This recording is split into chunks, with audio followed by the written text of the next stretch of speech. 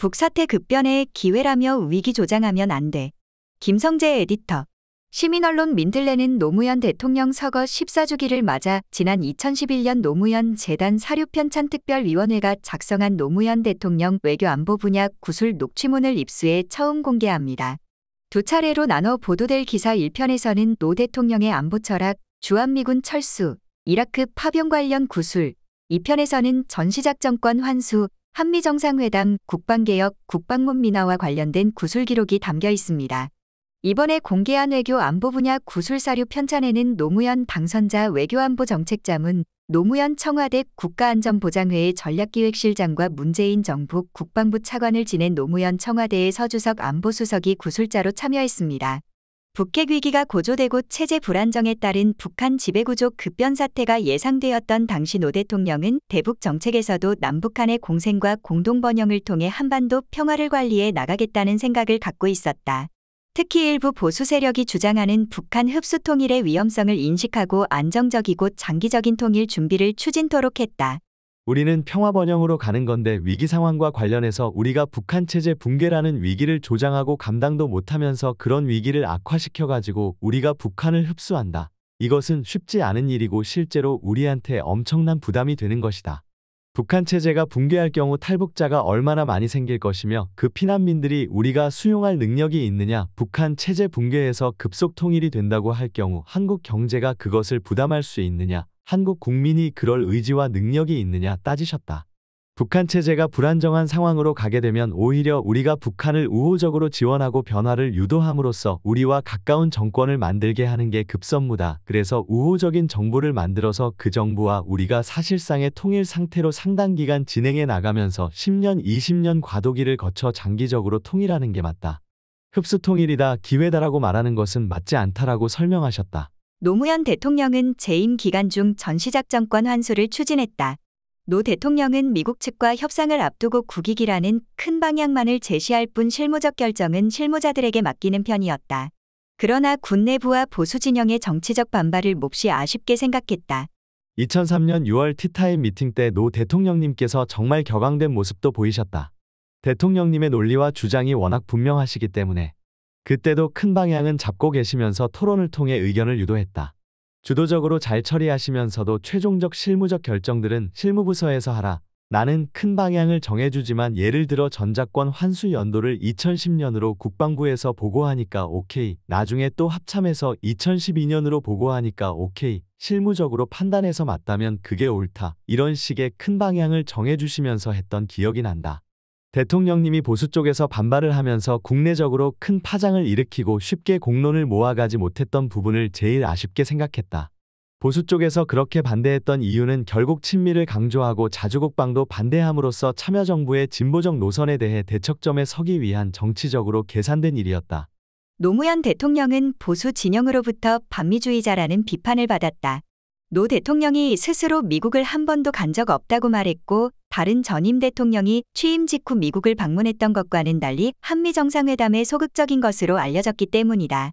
그러나 이런 사실과는 달리 노 대통령은 취임 초부터 한미정상회담을 고려했다고 한다. 북핵 사태가 심각한 한반도 안보 문제로 대두되자 미국을 직접 설득해 위기를 해소하기 위한 고육책이었다. 노무현 대통령께서는 북핵 문제가 악화되고 외교안보 상황이 엄중하기 때문에 한미정상회담부터 시작해서 관련 국가의 회담을 조기에 하는 것이 낫다. 이렇게 생각하시고 취임 초부터 한미정상회담 말씀이 있었다. 결국 저는 한미정상회담 준비라는 게 2003년 4월 이후에 자칫 금방 올 수도 있었던 위기를 예방하는 데 큰 역할을 했다고 생각한다. 근데 미국은 공동성명 초안에서 여전히 북핵 관련해서 모든 옵션이 테이블에 있다라는 표현을 계속 유지하기를 원했다. 대통령님께서는 그 표현은 군사적 해결을 암시하는 것이기 때문에 절대로 들어가면 안 된다. 그런 분명한 입장을 가지고 계셨다. 초반에 미국의 군사적 옵션이라는 것을 사용하지 않도록 하기 위해 미국을 설득하는 데 상당히 애를 많이 썼다. 당시 미국의 군사전략 재편과 맞물려 한국의 자주국방은 시대적 화두였다. 노 대통령은 임기 초부터 국방개혁을 통한 자주국방 의지를 강조해왔고 이를 추진하기 위한 준비를 지시했다. 그러나 군 내부에 의해 부족과 저항으로 어려움을 겪기도 했다. 동맹조정이라는 미국의 요구 또 국민적인 필요성에 따라 이게 진행된 일이지만 그것과 그것에 기반해서 우리가 해야 되는 자주국방의 역할도 국방을 원위치를 시키면서 합리화해 나가는 국방계획을 같이 가야 한다는 건의를 드렸고 좋다. 이렇게 한번 해보자 이런 말씀을 하셨다. 대통령으로서 처음으로 국방부에 가셔서 자주국방에 대한 말씀을 하셨다. 자주국방을 우리가 준비해 나가야 되고 그런 것들을 해서 국방개혁을 해야 된다. 자주국방과 국방개혁의 계획표를 제대로 한번 짜봐라. 이런 지시를 하셨다. 국방개혁을 통해 구조를 바꾸고 또 운영을 효율화하는 노력이 뒷받침되지 않는 군비 확충, 군비 증강은 문제가 있다는 생각을 분명히 하셨던 것 같다. 자주라는 부분에 대한 명확한 인식을 하고 계셨고 자주국방을 달성함으로써 한반도와 동북아의 평화를 가져오기 위한 그런 최소한의 힘으로서의 국방력 확충 이런 걸 염두에 두신 국방이었다. 서주석 전 안보수석은 당시 국방개혁과 관련해 대통령에게 육군 편중에서 벗어나 이른바 군의 균형 발전이라는 아이디어를 제안했고 노 대통령이 이를 흔쾌히 받아들였다고 한다.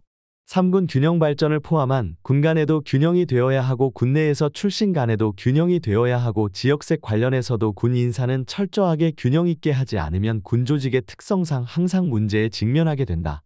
그래서 세 가지 자주국방, 국방개혁, 균형 발전을 염두에 두시는 국방개혁을 하시길 원한다고 보고드렸더니 오케이 하셨다. 그러나 노 대통령의 국방개혁 의지는 군 내부의 생각과 달랐다. 당시 국방부 장관이 국방개혁은 의식개혁과 군사력 강화라고 이해하고 점진적으로 추진하겠다는 생각을 갖고 있었다. 국방개혁은 의식개혁이라는 식으로 인식하고 계셨다. 의식개혁, 군이 제자리를 서기 위해서 이런저런 제도적 정비를 해나가면서 의식을 바꿔나가면 군이 개혁을 하는 것이다. 이런 생각을 하셨고 자주국방은 결국은 미국이 하던 일을 우리들이 해야 되니까 군사력을 획기적으로 증대하는 것이다라는 생각을 하고 계셨다. 한미동맹 조정과 관련해서도 미국의 요구이긴 하지만 국민들이 걱정하는 부분이 있으니 천천히 가자. 완전히 다른 그림을 생각하고 있었다. 이명박 박근혜 정부에서 지지부진했다가 문재인 정부 들어 다시 추진된 이른바 국방문민화는 이미 20여 년 전 노무현 대통령의 국방개혁 과제 중 하나였다. 국방문민화는 군과 국방부의 주요 보직에 군 출신이 아닌 민간인을 채용하는 것이다. 문재인 정부 당시 국방부 대변인과 차관 등의 민간인을 기용한 바 있다. 노 대통령은 임기 초부터 국방문민화가 중요하다는 확고한 인식을 갖고 있었다는 게 서 전 안보수석의 구술 기록이다. 군방 문민화가 정말 중요하다는 인식을 확고히 갖고 계셨다. 모 장관은 사병 출신으로 단기사관이 되어 장교가 되고 대장까지 오른 입지전적인 인물인데 문민화 계획을 갖고 있다는 걸 듣고 나서 마음에 들어 장관을 시켰다고 그러셨다. 마지막 국방부 장관은 민간인을 시키고 싶다고 얘기했다. 그런데 첫 국방장관이 문민화를 안 했고 개혁도 안 됐고 마지막 장관인 모 장관이 되면서 문민화에서 퇴보했다는 얘기를 들었다.